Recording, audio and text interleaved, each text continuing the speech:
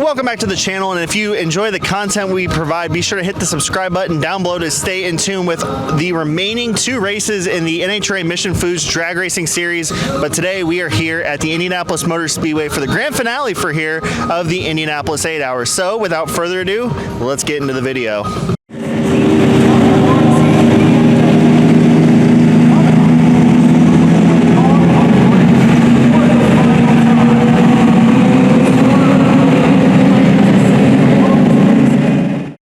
Well, the Indy 8 Hour is definitely known typically for some chaotic moments in some of the best GT racing on this continent. For some reason, this road course provides some great racing every single year. Unfortunately, it was in an abbreviated sense this year, as the big story coming out of this race is the weather. It actually turned into more of the Indy 4 Hour at the end of the day, as right after the halfway point, we went red flag for lightning and thunder in the area, and we could never just seem to get back going. We did have a couple of laps of green flag racing in the night and in the wet, but ultimately a stopped Mercedes on the entrance of the pit lane brought the final caution out with about 40 minutes to go, and that would be kind of the death nail for this race as conditions continue to deteriorate. And we'll kind of talk more about this kind of in the wrap-up segment of what kind of needs to be done here and a reoccurring issue. But the other big storyline out of this is Valentino Rossi brings home a win in GT3 machinery here at the Indianapolis Motor Speedway.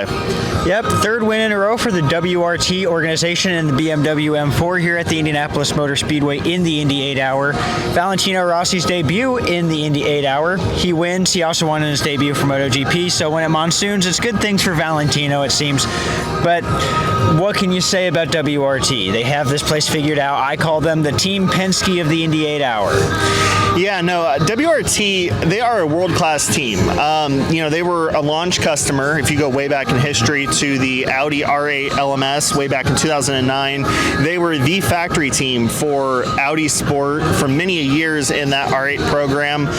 Valentino actually cut his teeth in GT3 racing for Audi Sport Team WRT, and WRT almost won this race in 2021 as an Audi Sport team, but it cannot be denied that this partnership with BMW has been nothing short of resounding, not just here at the Indy 8 Hour, but across the globe in the World Endurance Championship, where they compete in both the prototype and GT classes, and across the various GT World Challenge, GT, all the SRO series throughout the globe. They are certainly a force to be reckoned with, and once again they prove it.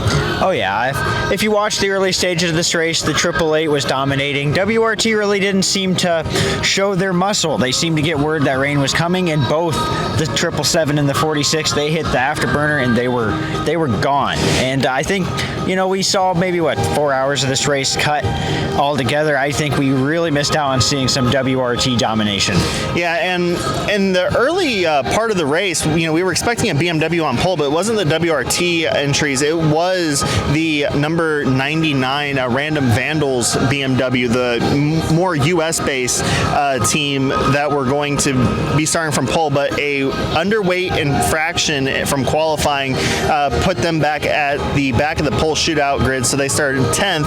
And one amazing statistic from that is at the end of the half-hour mark, they had clawed their way up to 3rd. Now, in the meantime, Mercedes actually took the jump from their inherited pole position, and they led very well with the Lone Star Racing entry, the entry that Alex Palou raced around here 1 year ago.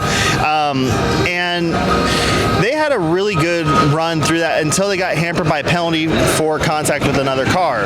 And then we've seen kind of the floodgates open with the BMWs fighting amongst each other. I think it's gotten out that BMW is a good car to have around the Indianapolis Motor Speedway, and there was quite a few of them. And let's be frank here, the last couple of years, the big battle between manufacturers has been between BMW and Mercedes. And BMW, Mercedes actually drew first blood in 2022 when there was not any factory BMW teams here, but ever since, it has been a constant swarm of BMWs taking on the Mercedes, and once again they end up the bridesmaids. Yeah, and it wasn't too surprising to see a Mercedes and a BMW dueling here earlier today, but just whatever BMW has, there's some catching up to do. I think the Mercedes seemed to be the class of the field for a couple of years there, but something switched, it seems like. Well, and this year particularly, the Mercedes were a lot closer to the BMWs, and whenever they were within striking distance, they could, and they did. Especially off of pit cycles, they managed to jump up ahead of the BMWs, and the BMWs would just catch up at the end of the cycles and get past, only for the Mercedes to jump out of the pit lane ahead once again.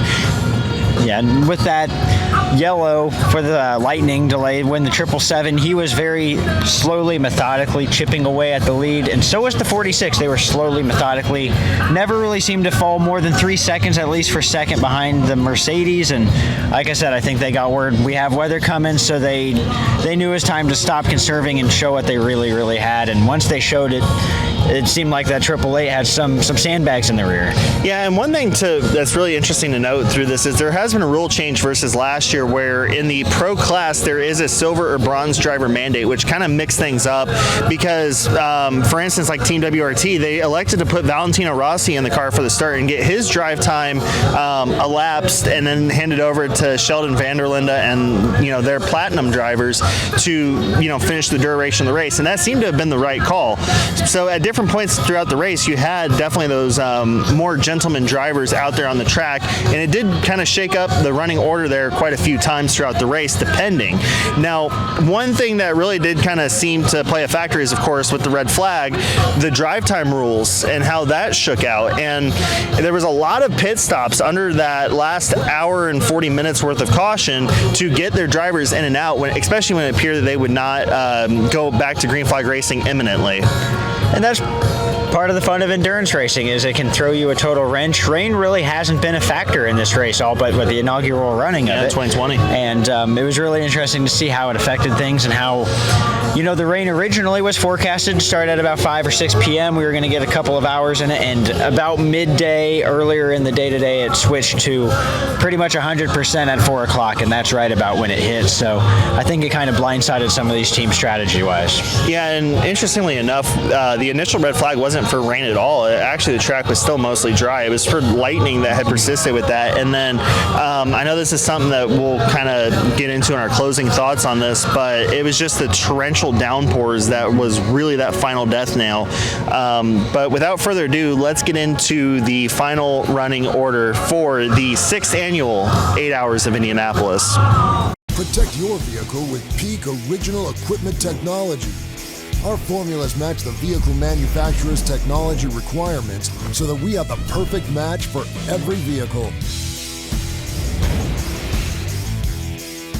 And your overall winners here for the 6th running of the Indy 8 Hour, we have Team WRT with Kelvin Vanderlinde, Charlie Verts, and Valentino Rossi winning for the first time here on 4 wheels after winning a couple times on 2 wheels. In second place, coming up short as the bridesmaid once again, the number 888 Mercedes AMG team Grupa M Racing.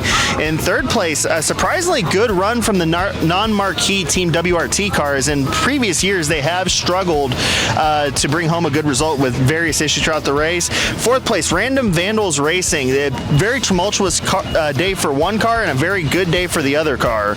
In fifth place, RS1 that gained some 18 places on the grid.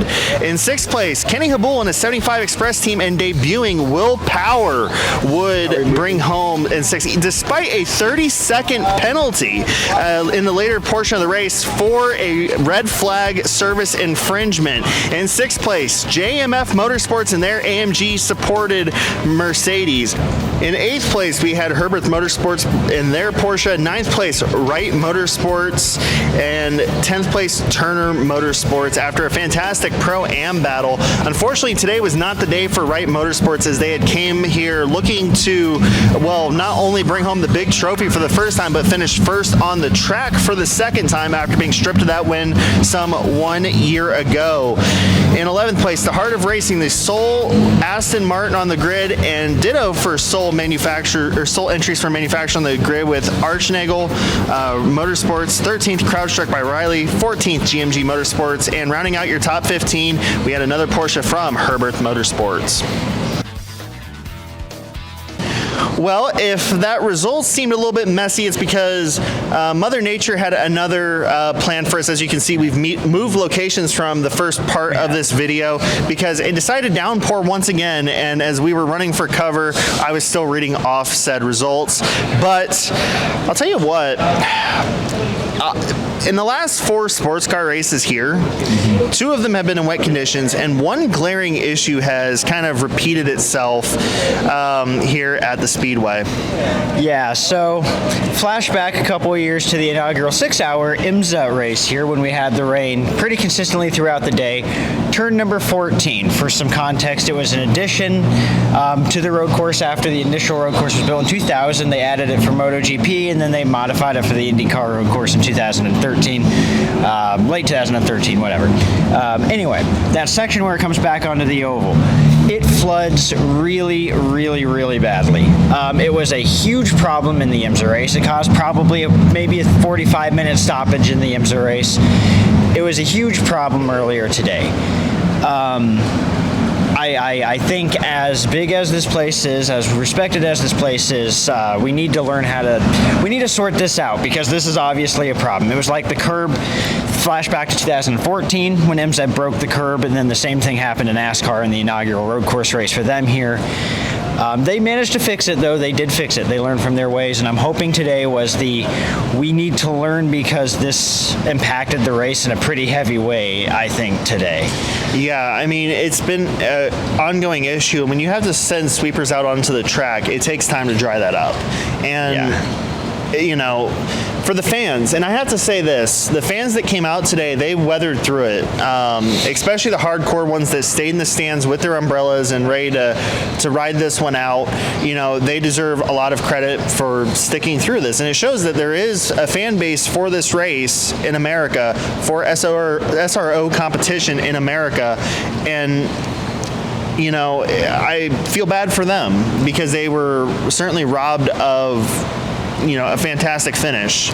You know, I feel like if we would have gotten back going, we would have seen a tooth and nail battle between the BMWs and the Mercedes, and I think that Mercedes would have gotten the better hand of that, because that car is typically better in the rain.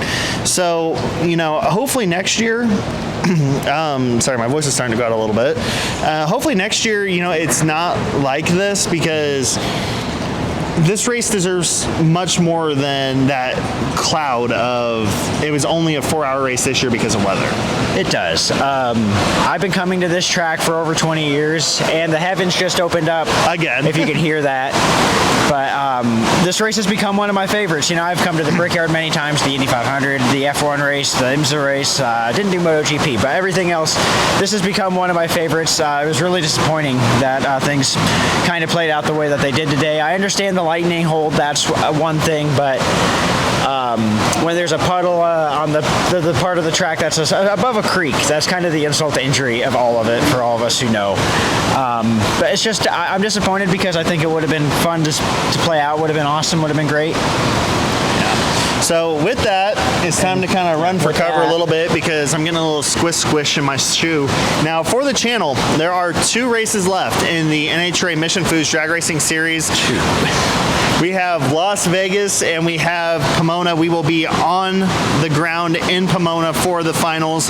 Looking forward to a little bit less crazy finale at Pomona. Hopefully not like any like sudden stoppages because of things coming out of the sky, but we are looking forward to an intense and nerve-wracking day in terms of the championship battles as we get ready to crown 4 Pro Series champions. But of course, we got to get to those points first, and to get to that point, we need to head out from IMS for the final time this year. So for everybody here from the channel, thank you so much for watching. Be sure to hit the subscribe button down below, and until Las Vegas, we will see you next time.